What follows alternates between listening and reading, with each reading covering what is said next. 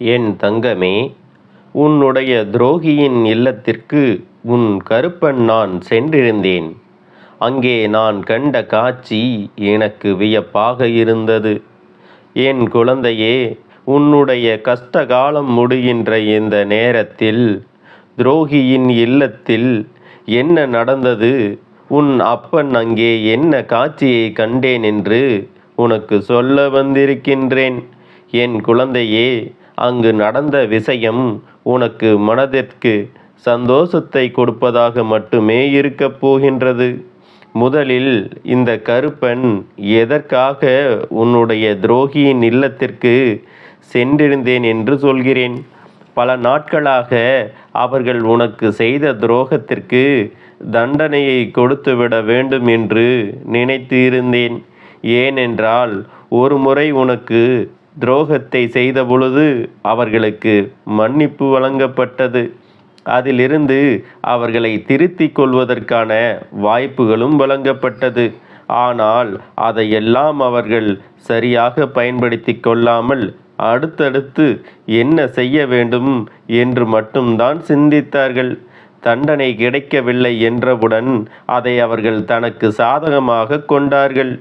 நான் கொடுத்த வாய்ப்புகளை எல்லாம் உதறி தள்ளிவிட்டு மேலும் மேலும் உனக்கு கஷ்டங்களை கொடுக்க அவர்கள் துணிந்தார்கள். கருப்பனதை பார்த்துவிட்டு சும்மா விடுவேனா என்ன? உன் அப்பன் நான் அங்கு சென்று அவர்களை ஒரு வழி ஆக்கிவிட வேண்டும் என்றுதான் நான் அங்கு சென்றேன். ஆனால் அங்கு நான் கண்ட காட்சி அத்தனை வியப்பாக இருந்தது. நாம் எண்ணி வந்தது ஒன்று, இங்கு நடந்து கொண்டிருப்பது வேறு விஷயமாகத்தான் இருந்தது. என்ன நடந்திருக்கும் என்று நான் அங்கு பார்க்க தொடங்கினேன். அப்பொழுது சில விஷயங்கள் எனக்கு தென்பட்டது. அதனால்தான் உன்னிடம் சொல்ல ஓடி வந்தேன். நான் அங்கு கண்ட காட்சி மிகுந்த மன மகிழ்ச்சியை கொடுத்தது. நான் பெற்ற இன்பத்தை என் குழந்தை நீயும் பெற வேண்டும் என்பதற்காகத்தான் உன்னிடம் உடனடியாக சொல்லிவிட வந்திருக்கின்றேன். நீயோ துரோகிகளை நினைத்து நினைத்து மனதளவில் நம்மோடு இருந்து கொண்டு நமக்கு இது போன்ற கஷ்டங்களை கொடுப்பதற்கு இவர்களுக்கு எப்படி மனது வந்தது என்று மனதளவில் எப்பொழுதும் வேதனையை சுமந்து கொண்டிருக்கின்றாய். நீ இங்கே கண்கள் கலங்கி நிற்கிறாய். அவர்கள் இல்லத்தில் நடந்திருக்கின்ற விஷயத்தை பார்க்கும் பொழுது அப்படியே எதிராக நடந்து கொண்டிருக்கின்றது. உண்மையிலேயே இவர்கள்தான் உனக்கு துரோகத்தை செய்தார்களா என்று நினைக்கின்ற அளவிற்கு அவர்கள் மாறிவிட்டார்கள். என்ன அப்பா சொல்கிறாய்? அவர்கள் மாறிவிட்டார்களா? கனவில் கூட இதுவெல்லாம் நடக்காது. ஏனென்றால் அவர்கள் துரோகங்களுக்கு மேல் துரோகங்களை சிறிது அளவு கூட யோசிக்காமல் செய்தவர்கள். என்ன நடந்தாலும், நான் எத்தனை கவலைப்பட்டாலும் அதை பற்றி ஒரு சிறு துளி அளவு கூட கவலைப்படாதவர்கள். இப்பேற்பட்டவர்கள் எப்படி திருந்துவார்கள்? இவர்கள் எப்படி நல்ல வழிக்கு வருவார்கள் என்று என் பிள்ளையே நீ கேட்கின்றாய் அல்லவா? என் குழந்தையே, இந்த நேரம் நான் சொல்கின்ற விஷயம் அத்தனையும் உண்மை. அவர்கள் திருந்தியதும் உண்மை.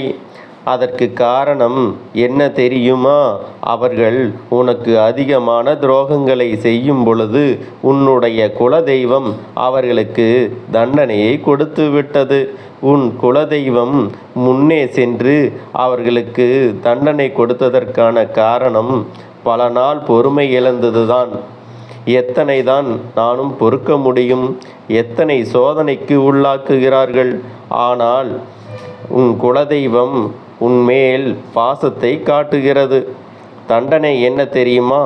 அவர்களை உடலால் காயப்படுத்தவில்லை, அவர்களை மனதால் காயப்படுத்தி இருக்கிறது. நம்பிய ஒருவருக்கு துரோகத்தை செய்தால் அது எத்தனை பெரிய வலிகளையும் வேதனைகளையும் கொடுக்கும் என்று அவர்கள் நம்பிய ஒருவர் மூலமாக கொடுத்துவிட்டது. தான் அனுபவித்த அந்த வேதனைகளை கண்டு நம்மைப் போலதானே நாம் துரோகம் செய்தவர்களுக்கும் இருந்திருக்கும் என்று அவர்களின் மனதை கொஞ்சம் கொஞ்சமாக மாற்றிக்கொள்ள தொடங்கிவிட்டார்கள். இந்த கருப்பன் அங்கே நுழைந்த பொழுதுதான் குலதெய்வம் அங்கே நின்று அவர்களை நல்வழிப்படுத்தி இருப்பதை நான் கண்டுகொண்டேன். என் குழந்தையே, உன்னுடைய குலதெய்வம் அங்கே கொடுத்திருக்கிற இந்த தண்டனையில் இருந்து இனிமேல் அவர்கள் மீண்டு வந்து விட முடியாது. இனி யாரையும் பழிவாங்க வேண்டும் என்றும் யார் வாழ்க்கையில் எந்த கெடுதல் செய்ய வேண்டும் என்றும் அவர்கள் கனவிலும் கூட நினைத்து பார்க்க மாட்டார்கள். அந்த அளவிற்கு வேதனைகளை அவர்கள் அடைந்து விட்டார்கள். இப்பொழுது மனதிற்குள் தெளிவு கிடைத்தது. உன்னை பற்றி நல்ல விதமாக பேசிக்கொண்டிருக்கின்றார்கள். அவர்கள் செய்த தவறை உணர்ந்து அங்கே உன்னிடத்தில் இனிமேல் மன்னிப்பினை கேட்டுவிட வேண்டும் என்று பேசிக்கொண்டிருக்கிறார்கள். தான் செய்த தவறு என்று உணர்ந்துவிட்ட பிள்ளைகளுக்கு தண்டனையை கொடுப்பது தவறு. அதனால் அவர்கள் உணர்ந்த விஷயத்திற்காக இனிமேல் அவர்களுக்கு நல்லதைத்தான் செய்து கொடுக்க வேண்டும். இத்தனை காலமும் இவர்கள் வாழ்க்கையில் எதுவுமே நல்லதாக நடந்தது இல்லை. ஏனென்றால் அடுத்தவர்களுக்கு துரோகத்தை மட்டும் செய்து கொண்டு இருந்தால் தெய்வம் எப்படி இவர்களை பார்க்கும்? இவர்களுக்கு எப்படி நல்லது நடக்கும்? இப்பொழுது தண்டனையையும் பெற்றுவிட்டார்கள். அவர்களின் வாழ்க்கையை அவர்களாலேயே காப்பாற்ற முடியாததாக மாறிவிட்டது. இப்பொழுது உன் குலதெய்வம் செய்த செயலினால் அவர்கள் அங்கே தான் செய்த தவறை உணர்ந்து உனக்கு இனிமேல் ஒரு காலம் கெட்ட விஷயங்களை செய்துவிடக்கூடாது என்ற தெளிவு கிடைத்தது. நல்லபடியாக பேசிக்கொண்டிருந்தார்கள். இதை கண்டதும் உன் அப்பன் கருப்பணசாமி, எனக்கு அத்தனை சந்தோஷம். என் குழந்தையே, உன் குலதெய்வம் அந்த தண்டனையை கொடுக்கவில்லை என்றால் உன் கருப்பணசாமி நான் அந்த தண்டனையை கொடுத்திருப்பேன். இனிமேல் நீ எதற்காகவும் கலங்காதே, துரோகத்தை எண்ணியும் வருந்தாதே. துரோகத்திற்கான தண்டனை ஒன்று நிச்சயமாக கிடைக்கும் என்பதை மறந்துவிடாதே. துரோகத்தை செய்தவர்களை மன்னிக்கின்ற மனப்பக்குவம் உனக்கு வேண்டுமானால் இருக்கலாம். ஆனால் உன் கருப்பணசாமி ஒரு நாளும் அவர்களை மன்னிக்க மாட்டேன். தவறு செய்தவர்களுக்கு கண்டிப்பாக தண்டனை கொடுப்பேன். இல்லை என்றால் உன் காலடியில் அவர்களை மண்டியிட வைக்க வேண்டும். அந்த அளவிற்கு அவர்களுக்கான தண்டனையை கொடுப்பேன். அவர்கள் செய்த தவறினை உணர வைக்க வேண்டும்.